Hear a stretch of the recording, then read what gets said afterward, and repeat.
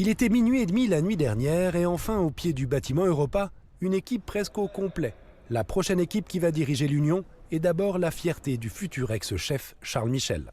Bonsoir tout le monde, mission accomplie.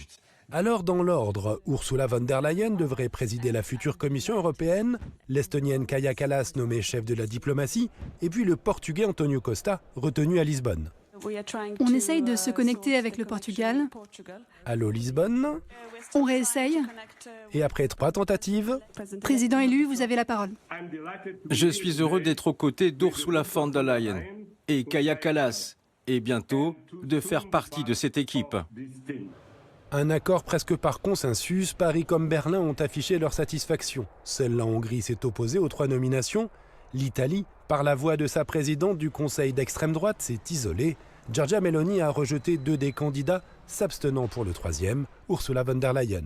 Rome refuse de cautionner l'accord des 3 principales familles du Parlement européen, les chrétiens-démocrates, les libéraux et les socialistes.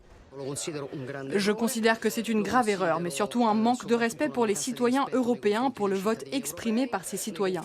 Et j'ai donc décidé de respecter les instructions de mes concitoyens en ne soutenant pas cette proposition. Une situation qui fragilise aussi Ursula von der Leyen. À peine désignée, elle doit convaincre une majorité de l'investir au Parlement dans 3 semaines. Et là, les votes ne sont pas acquis. D'abord parce que la majorité des 3 principaux groupes est serrée et qu'en plus le vote est à bulletin secret, donc difficilement gérable. La présidente a sa stratégie, plutôt ouverte, ne s'interdisant presque rien. Je dois convaincre une majorité.